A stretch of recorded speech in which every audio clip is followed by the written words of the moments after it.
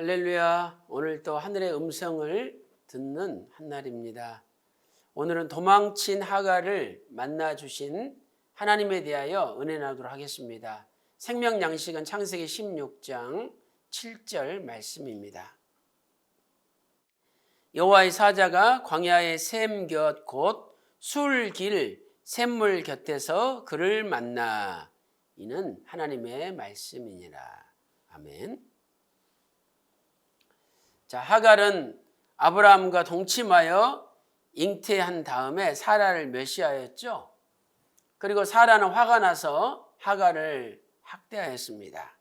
그 결과 하갈은 결국 도망을 치고 말았죠. 자, 창세기 16장 4절 말씀 보세요. 아브라함이 하갈과 동침하였더니 하갈이 잉태함에 그가 자기의 잉태함을 깨닫고 그 여주인을 멸시한지라, 이렇게 말씀하고 있습니다. 또 6절 말씀 보세요. 사레가 하갈을 학대하였더니 하갈이 사레 앞에서 도망하였더라. 그런데 참 신기한 것은 하갈르 뜻은 도망이라는 뜻이 또 있습니다. 하갈은 자신의 이름대로 도망을 친 거죠. 이름을 잘 지어야 됩니다. 그 이름대로 그 인생이 되는 것이죠. 자, 첫째로 하갈을 만나 주신 하나님이죠. 창세기 16장 7절 말씀 보세요. 여호와의 사자가 광야의 샘 곁 곧 술길 샘물 곁에서 그를 만나, 하갈을 만나 주셨죠. 우리 같으면 하갈 안 만나 주겠죠. 그런데 하나님은 하갈까지도 하나님의 큰 구속사의 뜻을 위해서 만나 주신 거죠. 자, 만나서 뭐라고 말씀하셨습니까? 첫째로 사라에게 돌아가 복종하라고 명령하셨습니다. 창세기 16장 9절 말씀 보세요. 여호와의 사자가 그에게 이르되 내 여주인에게로 돌아가서 그 수하에 복종하라, 이렇게 말씀하고 있습니다.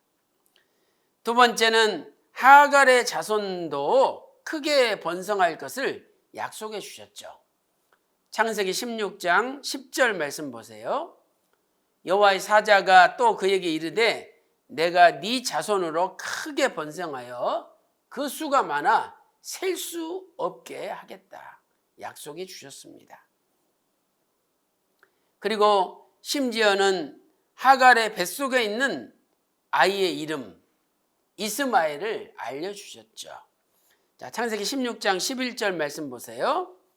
여호와의 사자가 또 그에게 이르되 네가 잉태하였은즉 아들을 낳으리니 그 이름을 이스마엘이라 하라. 이는 여호와께서 내 고통을 들으셨음이니라. 우리는 하갈의 고통까지도 들어주시는 하나님을 알 수가 있습니다. 이렇게 하갈은 도망을 쳤지만 하나님을 만나고 이제 고백을 합니다. 첫째로 자신이 경험한 하나님을 감찰하시는 하나님이라고 불렀습니다. 자, 창세기 16장 13절에 두 번 나오죠. 하갈이 자기에게 이르신 여호와의 이름을 감찰하시는 하나님이라 하였으니 이는 내가 어떻게 여기서 나를 감찰하시는 하나님을 배웠는고 함이라 말씀하고 있습니다. 그리고 여호와의 사자를 만난 샘물의 이름을 부엘라헤로이라고 불렀던 것이죠. 창세기 16장 14절 말씀 보세요. 이러므로 그 샘물 부엘라헤로이라 불렀으며 이것이 가데스와 베렛 사이에 있더라 말씀하고 있습니다. 부엘라헤로이, 이것은요 살아계셔서 나를 지켜보시는 자의 우물이라, 이런 뜻입니다. 부엘라헤로이, 살아계셔서 나를 지켜보시는 자의 우물이라는 뜻입니다. 자, 이제 세 번째로 구속사적 교훈을 살펴보도록 하겠습니다. 첫째로 하나님께서는 어떤 하나님이신가? 애굽 사람인 하갈의 고통까지도 들어주시는 하나님이시라는 것을 알 수 있습니다. 창세기 16장 11절에서 뱃속의 아이의 이름을 이스마엘이라고 알려주셨습니다. 이것은 여호와께서 내 고통을 들으셨음이라 하는 뜻입니다. 두 번째로, 왜 하나님께서는 사라에게 들어가서 복종하라 이렇게 하갈에게 명령했을까요? 이것은 앞으로 언약의 자식인 이삭이 태어나기까지 아브라함 가정의 평안을 하나님이 이끄시려는 구속사적인 섭리죠. 하갈이 이스마엘을 낳을 때에 아브라함 나이 86세였습니다. 그러면 85세에 잉태를 한 거 아닙니까? 85세에. 그리고 아브라함 나이 100살에 이삭이 출생하게 되죠. 그러므로 앞으로 언약의 자식이 태어나려면 15년이 더 있어야 됩니다.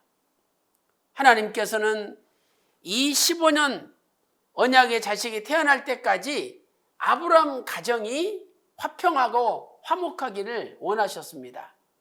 그래서 하갈까지 만나주시고 너 사라 밑으로 들어가서 복종하라 이렇게 명령하신 거죠. 창세기 21장 5절 말씀 보면 아브라함이 그 아들 이삭을 낳을 때는 100세라고 말씀하고 있습니다. 이러한 의미에서 휘선 박아브람 목사님께서는 잊어버렸던 만남 109페이지에서 이렇게 정리하고 있습니다. 참으로 아무 자격이 없는 애굽 여종 하갈에게까지 하나님께서 찾아오신 이유는 하갈을 사라의 수하에 들어가도록 하여 엉클어진 가정의 질서를 다시 바로잡고 사라를 통한 언약을 이루고자 하였던 것입니다. 결국 하나님께서는 하나님의 언약을 성취시키기 위해서